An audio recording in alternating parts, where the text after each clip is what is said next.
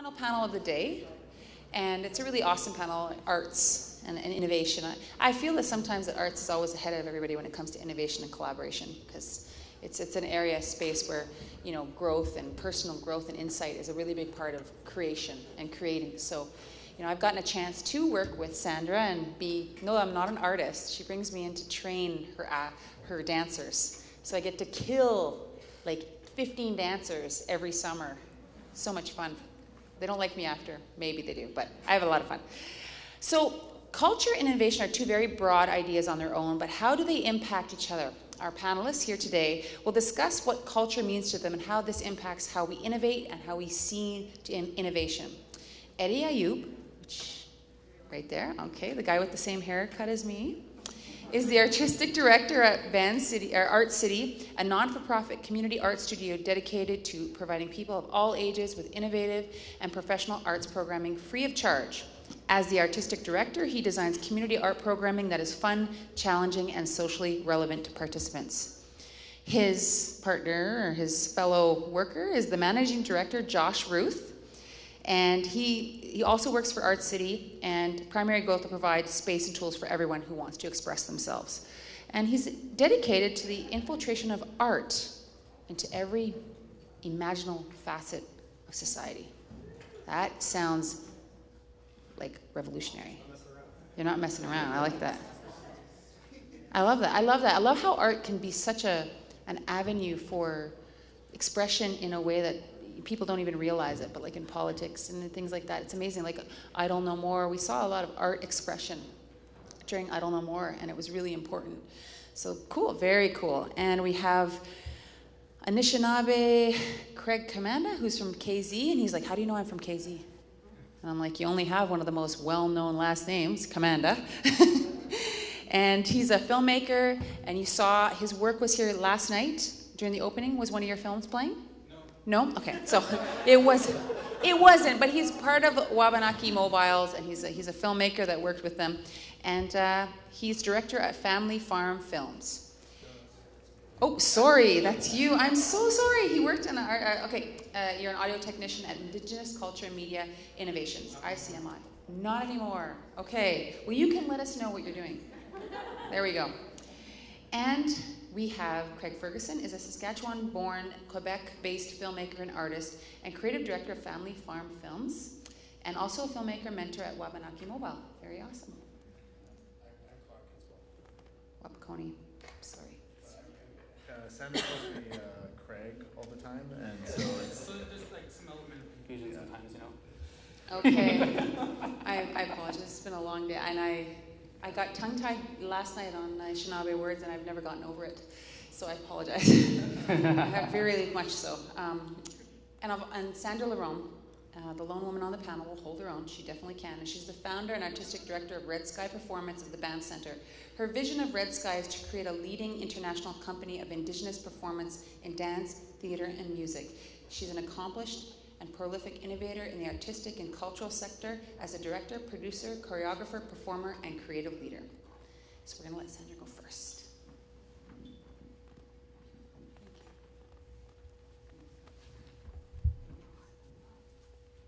So I'd like to just start, I'm not sure if this is on. Hard to tell. It's not on.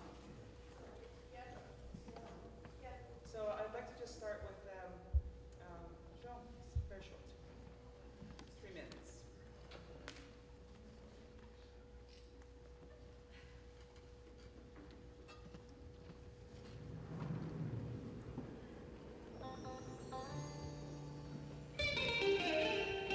There is a department here at the Banff Centre for Indigenous artists, where culture and arts can come together and intersect and thrive. The world's very hungry for Indigenous expression. I'm hungry for it too. There's stories in here that we need to tell. Indigenous arts brings people from across Canada and from around the world together. And this artistry rises up from traditional into the contemporary spectrum.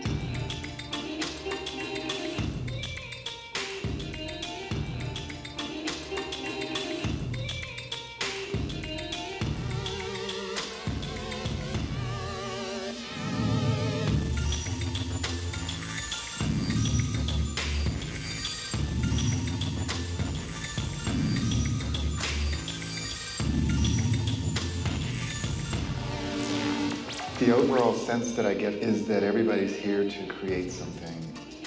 We are in this tremendous place of power. Being here has allowed me to sort of explore a variety of cultural and artistic practices. This place is absolutely, inspirational and empowering to people too. When I'm away, it's like I'm gonna stay, 'cause I don't wanna be far from you.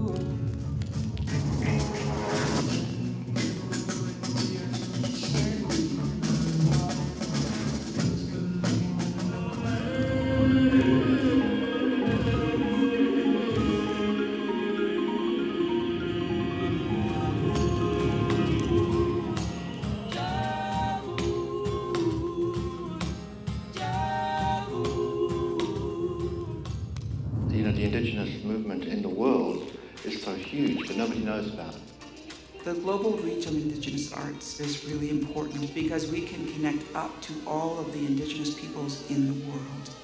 I'm a member of the Opaskwayak Cree Nation in northern Manitoba. I'm from Mexico, and I'm Mayan.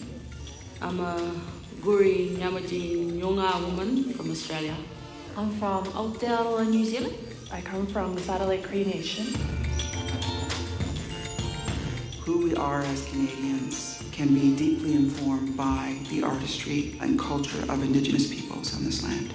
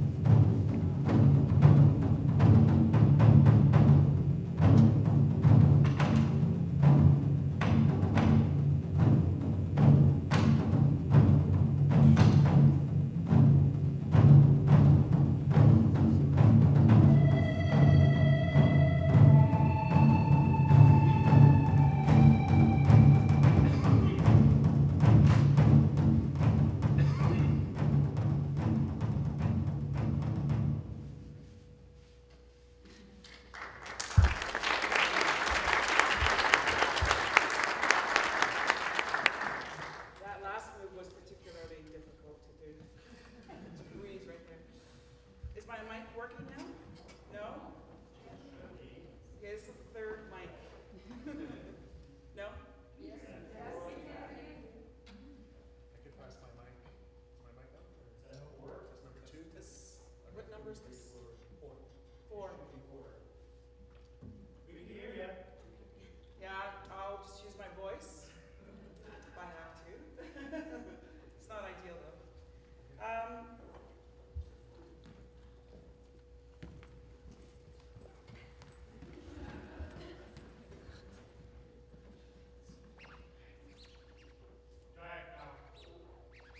Testing. Is it working?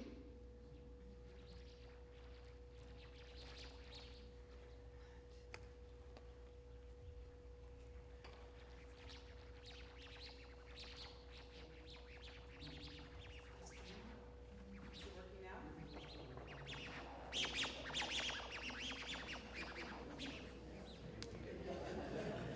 Okay, is it working now?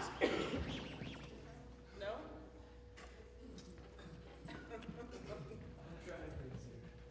Why don't I just get a hand?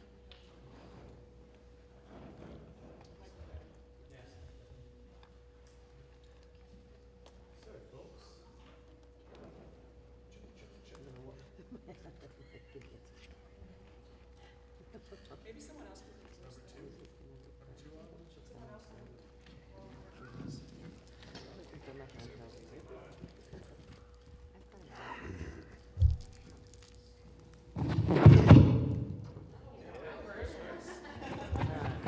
That's good.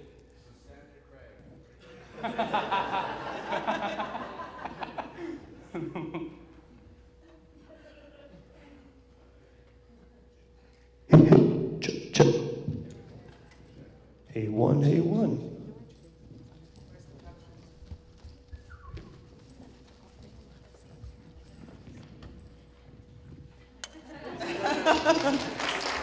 Now, all right.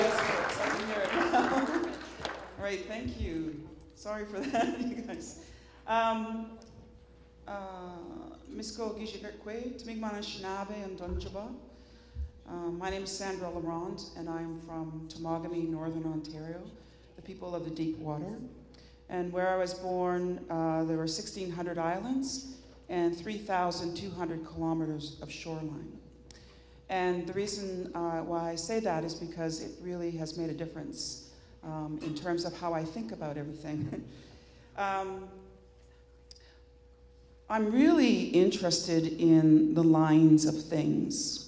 And we are in a time now where it is no longer about linear thinking and linear patterns, but it's more web-like, as we know, which is actually much more in keeping with Indigenous thought in terms of all things being connected and interrelated. And innovation for me is about that, is about connecting the dots and being able to do it quickly sometimes in different situations and discovering what all those linkages are and what that web is. I really would love to encourage people to think about now, where I lived, we had no hot running water. We had just only cold water that was funneled out of a spring well. And we lived on a dirt road, and right across from the dirt road was forest. It was just bush. And when I was a little girl, I would say, you know, I really want to discover, I want to find a bear today. And I'd cross that dirt road and go into the bush. And when a twig would break, I'd run towards it in hopes that it would be the biggest animal, a wolf, a bear, anything that was large. And there was this kind of fearlessness in doing that. And then when I think about the sort of things in the way that I was then, I think, well, all of those kind of things have been transferred actually into an urban environment. A sense of fearlessness, if it's in business or in the arts or in any kind of enterprise. You know, so I really love to encourage for us to think about where we grew up, whether it's on a res or in rural environments, and how that translates, how that place of home and land can translate into other environments. whether it be an urban environment or a big institution or not.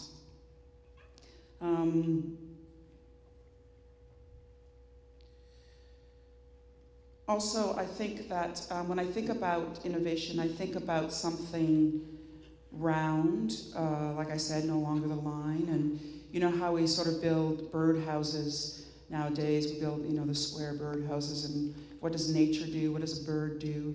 It goes into that square house and it builds a nest, and it builds something round inside of there.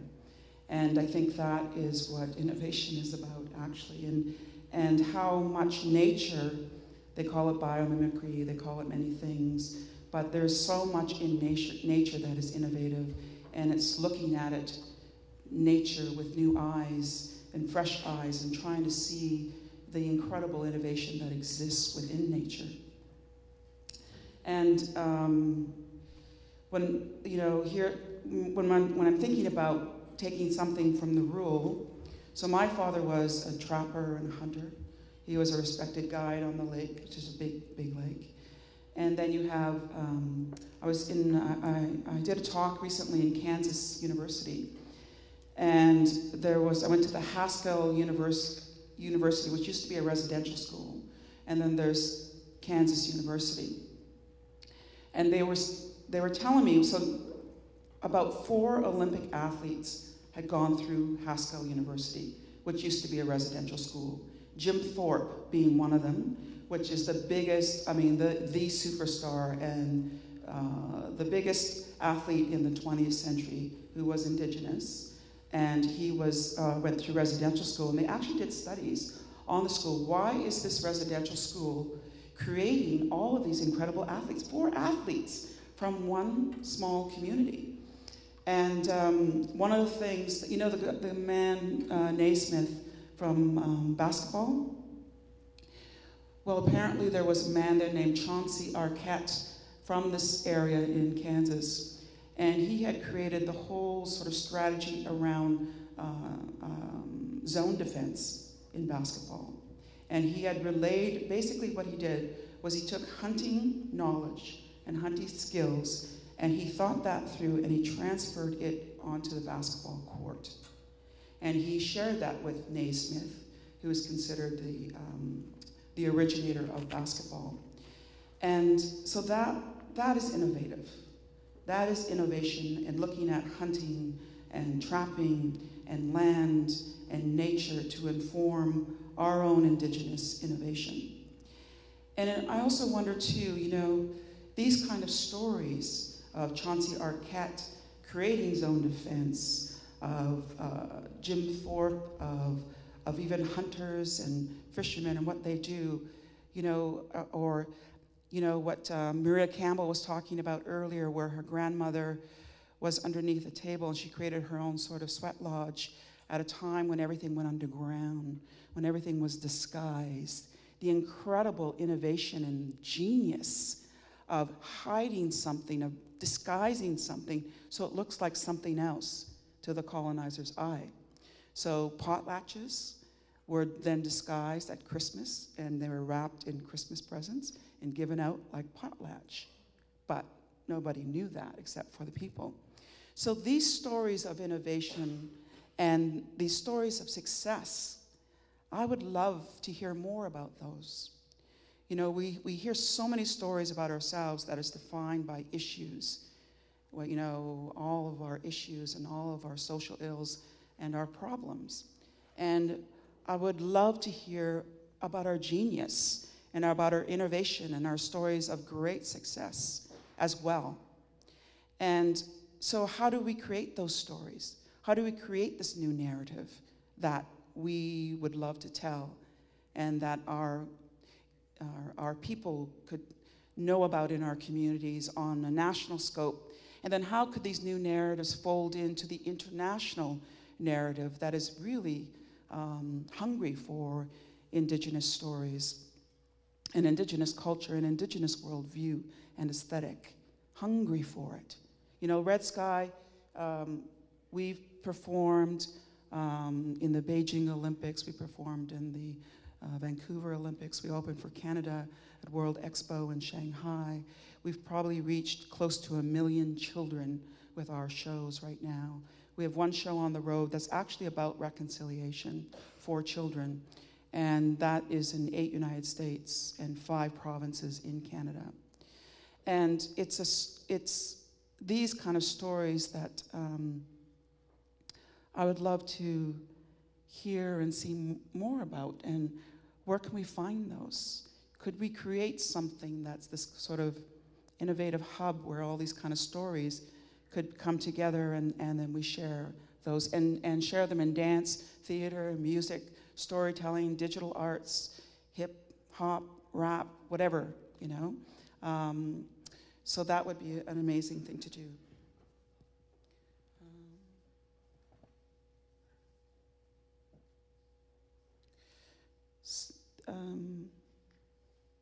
Yeah, so I think what I'll do is I'll leave it there for now in terms of talking about innovation. And the last thing I would like to say is I work both at the Banff Center, so I'm in a big institution of 500 employees, and then I'm also in an indie company of about 5 employees that has done things where things are very nimble and flexible and adaptable, and really sort of making things happen very fast.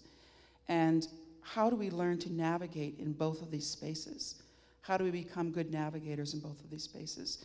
And that is an innovative thing as well, to be able to be in both of those spaces as a great navigator. And yeah, so I will leave it as that for now. Miigwech, thank you. Thanks, Sandra. So Josh and I should probably get each a microphone, because we are both going to talk. I'm Eddie Ayoub. Testing. I'm the artistic director of Art City. Josh over here in the corner is the managing director. And we're going to show you some images, and then inside our slideshow there's a short video, something that we did. Thank you, Sandra. That was amazing. So, as Eddie mentioned, we're from Art City, which is an organization that's just around the corner here in West Broadway. West Broadway is a neighborhood that's overcoming a long history of issues related to poverty, generational trauma, you name it, systemic discrimination. And back in 1998, our founder, Wanda, who's a local artist here, was doing projects just on her own with youth in the neighborhood. And it caught some attention, and long story short, we were able to open as a pilot project for the summer in the storefront space where we still exist now at 616 Broadway. And so just to contextualize our talk a little bit, I'm going to describe Art City and exactly what it is that we do, and there's some visual accompaniment as we speak about that. So if you imagine a place where you can walk in the door and see people of all ages, all backgrounds, all socioeconomic backgrounds, all cultural backgrounds, making art together. At its simplest, that is what Art City is. It's a space that's free and open to absolutely everyone. We focus on kids because our primary participant is between the ages of 6 and 14 years old from the neighborhood. But we're open to anyone. And our programs are so popular that this is often what we see when we open at 3:30. That's the kids waiting to get in. Yeah. At 3:30. So we're open Monday to Friday, 3:30 to 8, and then on Saturdays now for a new program that we'll be talking about a little bit later. So the idea is a collaborative space. It's not teacher-student oriented. It's more about everyone being on the same level. And we look to the participants to guide the development of our programs. We're doing that more and more. And so we believe that that art is an incredible tool for transformation in people's lives as well as in the community. And so we try to be innovative in the development of our programs, and we celebrate a wide variety of mediums. I think Eddie's going to talk a little bit about. Yeah, so I mean, the way we do that is by bringing in guest artists from the art community. So we kind of just break open that whole bubble that exists around the art community, take people out of the galleries and into this space where all the pretense is yanked out from everything, and it's a way for professional artists and community artists to share their practice with participants. So it's like, imagine light shining through a prism. that would be the artist practice, and then the prism is Art City, and then the light just comes blasting out in every color out the other side, and that's what the participants' art is. So there's our founder, Wanda Coop. So, you know, we get all kinds of different guests in. We run all kinds of different programming, like our special programs. There's like a focus on different mediums. So every week we have what we call special programs, which are more focused workshops with more one-on-one instruction from staff who are specialized in photography, both film and digital art or new media, drawing, fundamentals of drawing, and then we have digital, I mentioned digital photography. And ceramics happens twice a week as well. So those are more, we call those special programs because they're more focused. And they happen at the same time as the regular drop-in studio programs. So right, in the drop-in we've got the stuff that we've programmed, we've got the guest artists that are coming in, and we've also got youth council workshops. So once a month we meet with the kids in a boardroom style setting, and they evaluate programs, tell us what they liked or didn't like. We really listen to them. And if they've got ideas, we try, actually we don't just try, we actually just, whatever it is, we make it manifest itself as a real workshop that they can feel really proud about and invested in. And the kids know it's going to happen when they suggest it. So that now we've gotten away from the silly ideas because they know everything is really going to actually happen. In terms of community development through the arts, Wanda Coop said something that has kind of become a bit of a mantra for us, which is that it's not that we're trying to teach the kids in the community to be artists necessarily, but we're trying to help people think creatively, because if you can think creatively, you can survive just about anything. And so that's really our philosophy. This is Dr. Martin Brokenleg, who some of you may be familiar with. And us superimposed over the people that he really hanging out with in that photographed. That's what we wish was happening right now. Dr. Martin Brokenleg is a hero of ours, and we've seen him speak a number of times. We have spoken with him, and he developed this model, the Circle of Courage. So what we did, for a lot of years, because of the people that we work with, and because we program a lot of like super issues-based art, but it's not literal. It's like addressing a lot of situations and subjects that exist in our community, but not in an overt way. It's in a fun, wacky way, so that all these things are being addressed in a way that people don't even really realize.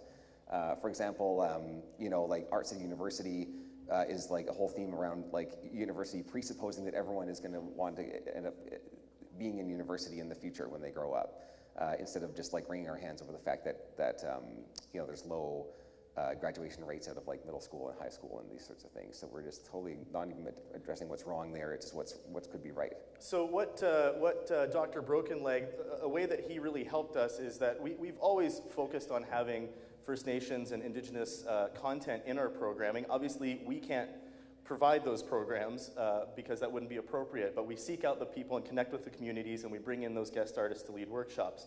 But Brokenleg also said that in order for Canada to heal the way that we all know it needs to, Aboriginal and non-Aboriginal people alike need to develop a knowledge and a deep love for Indigenous cultures. And so with that sort of almost permission, we became really deliberate in bringing the Indigenous content in our programs from inclusion to centrality. So now we're developing our programming based on the model of the Circle of Courage, as well as other Indigenous influences. So here's the animal parade. We call it the animal parade because it's a very general theme, but all the major floats were based on the animals from the 7 sacred teachings. So without really even realizing it, like hundreds and hundreds of people there were celebrating Indigenous culture. And then we got a little video, and then people came with their own outfits, and you know, that weren't directly referencing the 7 animals either. The Art City Parade is an annual event that's sort of our flagship event. We do a number of big special events that are open to the community, sharing the participants' work with the community. And that beaver is actually like the likeness of Dr. Brokenleg. That's how much we like him. There is some audio on this video. I don't know if you can play that. Thank you. We'll just maybe let this play for a second.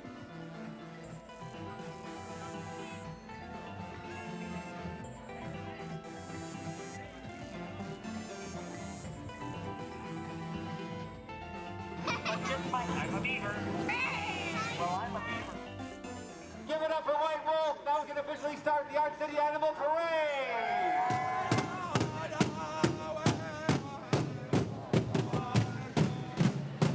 One of the ways that we can integrate more Indigenous content into our programming is by partnering with other Aboriginal-run organizations. So for this parade, we did partner with Studio 393 and with the North End Art Center at Nadinaway. Well, we can just keep talking, I guess, because the audio was dropped out, it seems. But there's a lot to say about this one. I mean, like, it was basically the climax, I think, of us using the Circle of Courage as a theme throughout the whole year. But it wasn't the end of it. I mean, what we've done is incorporated that, because it was so successful, into just what we do all the time, all year round. So it's always in our minds. You know, we've, anyway, yeah, I mean, is it possible to run the audio a bit louder? This song was actually made by kids from 393 who were in the parade. They had it blasting out of that cardboard ghetto blaster, or boombox. Everyone is pushing me down, keeping me out, not feeling like I ain't got sound, but yo, these flow make $1 out of 50. Why you asking about my box ahead? Man, it's same for you. Was slipping, I'm a king. You go dropping, I'm a ring. But you don't show a thing. I'm just trying to make your heart sing. Courage, courage, courage. I got the courage, courage, courage. Motivation, straight to the top. Motivation, I will not stop. Motivation, so I'll let them hate. Motivate is what I am, I'm too real to fake. Courage, courage, courage. I got the courage, courage, courage. Thinking what's the better time so that we succeed. Not trying to rush, getting the courage we need. We ain't scared of anything, even if we bleed. This is just the beginning, we water the seeds. Taking any chance we get, we don't need the keys. We take what we want, yeah, whatever we please. We ain't begging anyone, we saying all for need. You can do anything you want, you just gotta believe. Once you start it's only our dreams that we are trying to seize. If you can't find the path, just follow your beliefs. I got the courage inside, we just gotta release. Once you find it, you can live in peace. It's the only life you got. So yeah, those kids, they got to actually be in the parade too. The ones whose recording was playing in that video.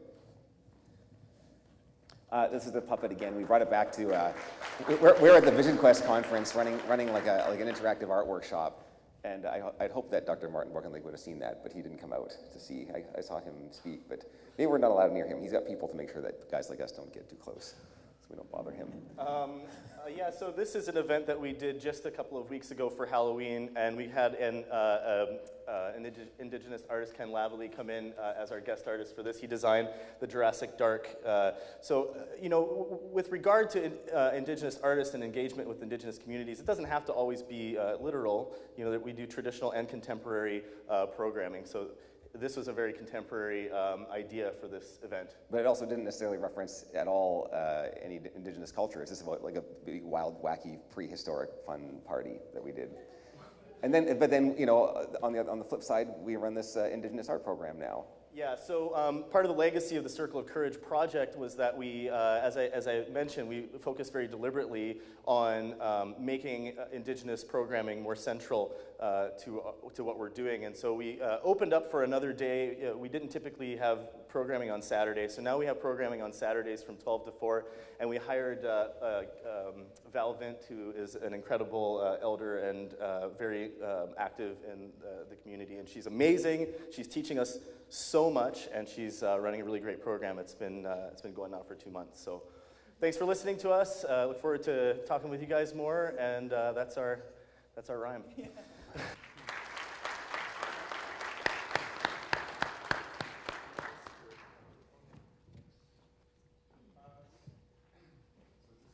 I'm on number 2. Okay. Maybe it's your lav. Is it, what am I on here? Number 2? I think it's your lav. Okay. Okay, well, we're Wakiponi Mobile, and so Wakiponi Mobile is an organization that's focused on creating First Nations-driven film and video, audio, music projects. And the way that's done is that the Wakiponi travels to the communities with the Wakiponi trailer, audio-visual trailer, and we make films with individuals from 16 to 55, 65. We don't really have a age limit, but it's a great program. I'm actually from Saskatchewan, but the program itself is out of Montreal, and it is gone throughout Quebec, and I think we have some slides that'll help tell the story of Wakiponi. But we're just going to flip through some 4 points of what Wakiponi does well, and honestly, I think because I'm from the prairies, I'm so eager that this program or project could somehow make it here to Manitoba, Saskatchewan, Alberta, BC. So first thing, we focus on the production of these projects. We go to the communities, and can you guys hear me okay? Okay, how was that? Is that better? Okay, I think maybe I'll just do the microphone because it's better. So primarily, as I said, Wakiponi is a mobile studio. So we produce short films with First Nations youth and First Nations communities. And after that, we distribute the films. And so these films go to many festivals around the world. And even if when you're flying home on Air Canada, there's a Wakiponi film called As the River Widens that's playing on the Air Canada en routes.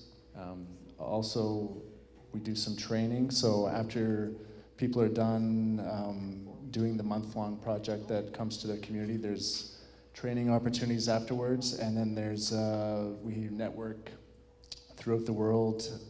We're working. Wakiponi's created an Indigenous network that involves people from South America, Norway, the Sami people of Norway. It's a fantastic thing, which we will get to. First of all, I would like to introduce myself. I'm one of the mentor filmmakers that comes to the communities. I've worked for arts organizations. I've done projects like these on a smaller scale, and I just think that this project does what it does very, very well, and so I'm happy to share that with you and be a part of it. And this is Craig Commanda. I'll let you introduce yourself. Kwe Kakana, Craig Commanda and Indigenous. Very honored to be here with you all, and I'm a Wakiponi alumni. I've created 3 short films now with the Wakiponi Mobile, as well as having given back what I received from them as well. I did a few stints helping the mentors with the projects of the students, and I'm a musician as well, so I incorporate that into what I do. Do you want to introduce the... Yes. What the film we're about to see is the first film that I made with Wakiponi. It's a personal story. I was in a very bad spot in my life, you see. I was very, very depressed, and I was just so despondent about everything. And so Wakiponi came into the community, and after a lot of deliberation on my part, should I tell my story or not, I decided to do that, and I did it through an animation to explain what I was feeling and thinking at the time.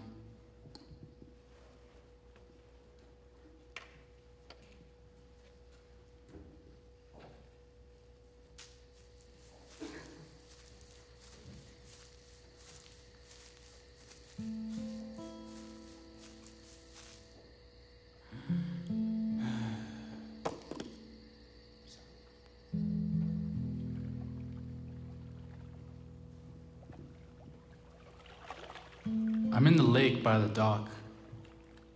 I look over and I see this snake swimming towards me.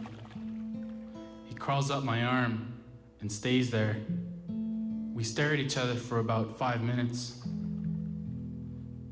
Then he crawls off of me and swims away.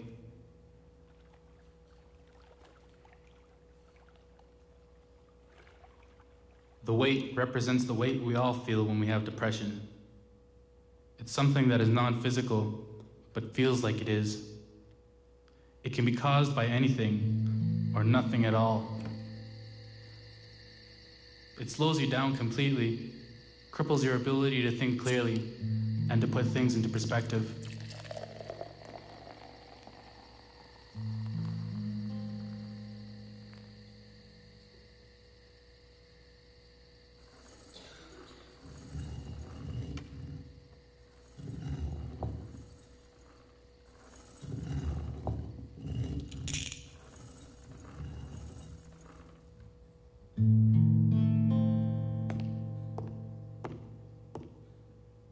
You then become both the prisoner and the prison guard. thoughts and feelings are what keep you in the cell. You feel comfortable in the cell, even when you know that you don't. However, you are unwilling to change it because you lack the willpower to do it. Your feelings bring you down. The voice inside your head keeps telling you all these things, but it's not a separate entity. It's you.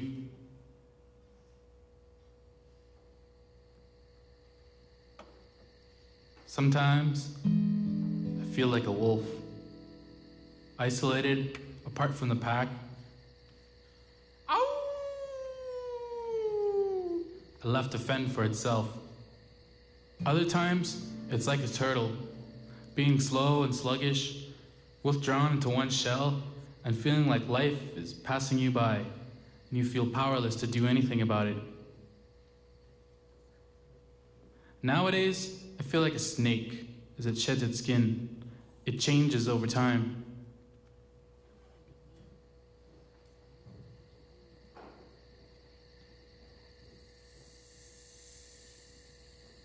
I've quit drinking. That was actually easy. And now I'm working on other parts of my life. I'm not done working on it. And it's not done working on me. But I'm getting there.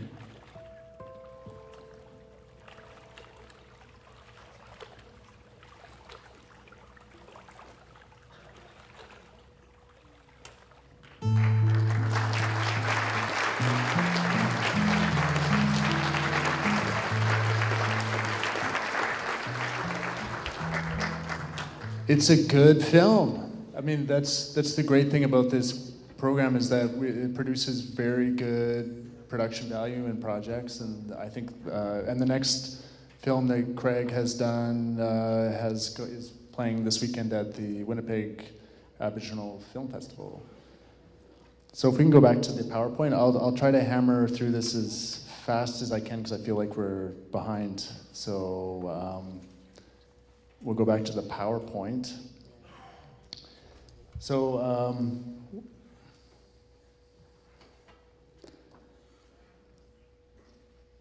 do I have to stand? Oh, sorry. Yeah, sorry. Wakiponi Mobile is named after Wakiponi Wishash, a young woman, Washish, sorry.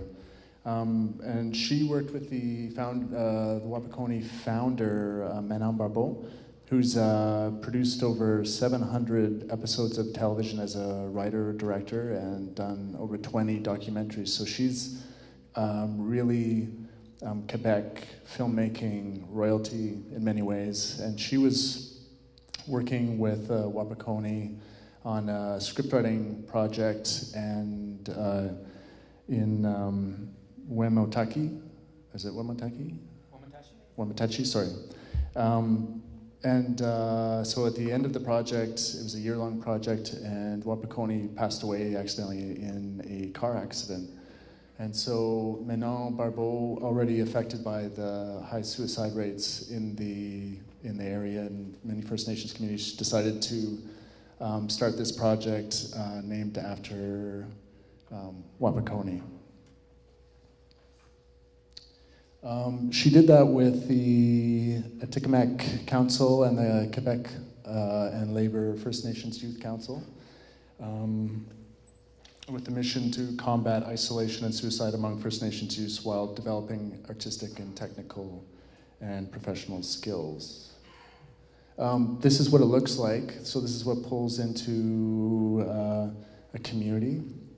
It has an editing room, it has cameras, it has audio-visual gear, it has a sound studio, and it's a very warm, welcoming place. And there's also a projection studio that's pulled out, and there's community projections, and it's just a very open, welcoming place to create. Since 2004, there has been 28 communities visited, 3,500 participants from 9 nations. That's created 850 short films. So that's 850 stories from 850 individuals with 5 to 7 people working on each film. And so I think that's an incredible amount of productions and work that's come out of this project. And it's mostly based in Quebec. I would love to see it working out of Manitoba or Saskatchewan and the Banff Center. I just think there's a lot of places it could go. The way it works is for 4 weeks, 2 professional filmmakers, non-Indigenous and Indigenous, come to the communities with a First Nations coordinator from the community, 1 youth worker, and a First Nations assistant trainee, of which Craig is one of those as well. And the goal is to produce 4 to 8 productions and 5 musical creations, and a lot of these films go to festivals. There was 1 film this year that had gone to Toronto International Film Festival as well, and Craig's film, his new film, has gone many places. Just to give you an example of where these films went, my second film, Call and Response, went to Fantasia Film Festival, Imaginative Film Festival, Winnipeg Aboriginal Film Festival, Festival du Nouveau, the Festival of New Cinema in Quebec, and many other places as well. So it's inspiring to me to know that people are listening out there. The way it also, okay, I have 5 minutes. That's it. Or there's 5 minutes left, or 5 minutes? Okay, so I'm gonna wrap it up really quick. We do screenwriting, go through production, editing. We do all of this. It allows for people to learn the valuable skills of production, but also artistic expression, editing. You can see the space that's we're working in. And at the end, there's a community screening where everybody comes, and it's a big event. And when Craig's film played at that community screening, the room just went up with such applause. It was such a warm feeling, and your mother was very proud as well. So we have a number of collaborators within the communities as well that we work with. So it's not just Wakiponi coming in, and there's also the opportunity, there's an understanding of continuity so that Wakiponi will come back from year to year, and also there's opportunities for filmmakers to work outside of their community in Montreal and participate with other organizations. Wakiponi throughout the year. I don't know if I'll get into the international networks, even though I think it is a very big deal, but maybe we'll just close it off around there. This is the annual launch in Montreal. So at the end of the year, all of the films are put together, or a selection of films, and are played in Montreal during the Festival Nouveau Cinema. And there's international training through Peru, Bolivia, Chile. So it's really an expanding organization, so I just don't know why we're not in the prairies.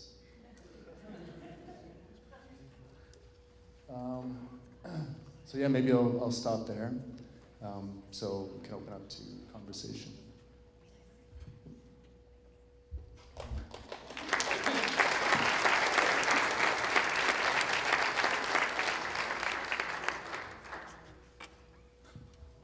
Oh.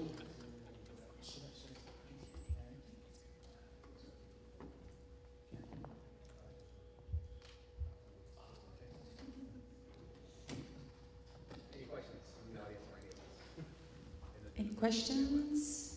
Comments? No? Oh, excellent. So what's the protocol to get you guys to come to our First Nations communities? I might have missed that part. I apologize. I just walked in a few minutes ago.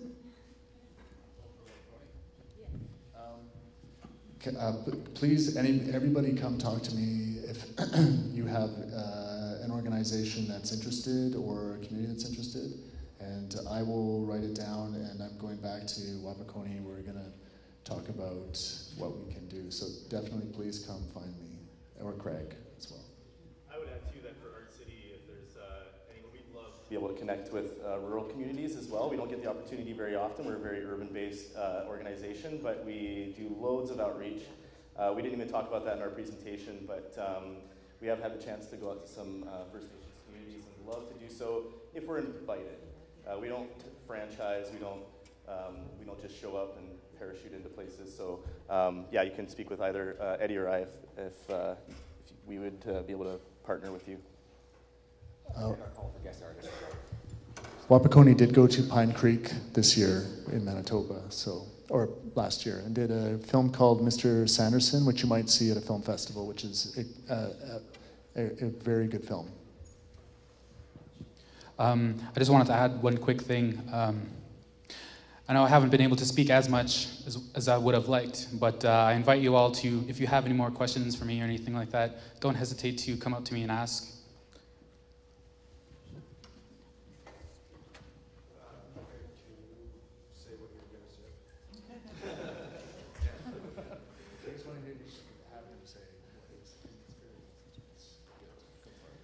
All right, I just wanted to just touch on what the experience was for me and what it did for my life.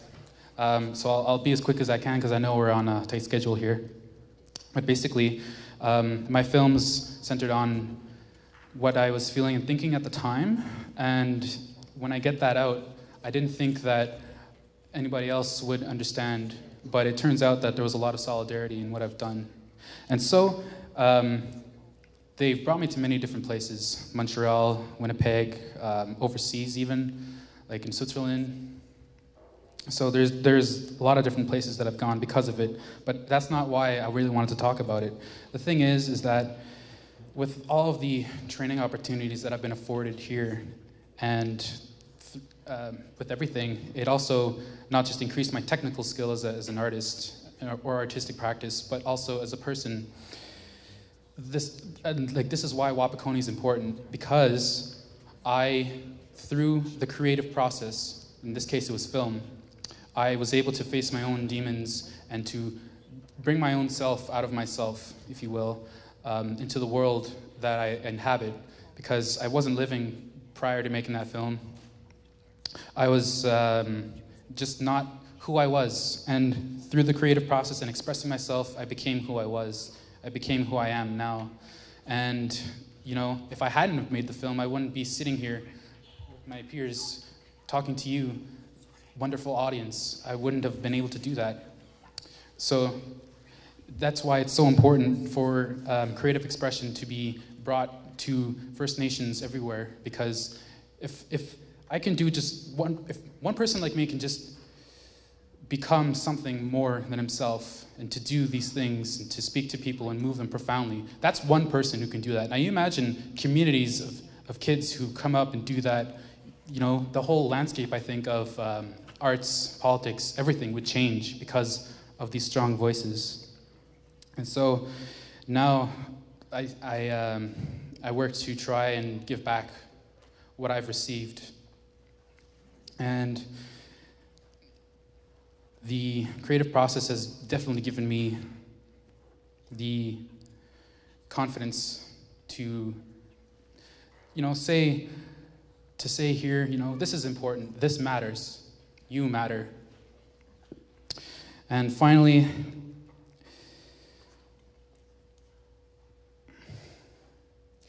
it's about, I had a choice. I'm gonna end with this. I had a choice when it was before all of this happened to me. Which did I want to be? Stereotype, statistic, or sober? And I've been sober for going on 3 years now. Thanks.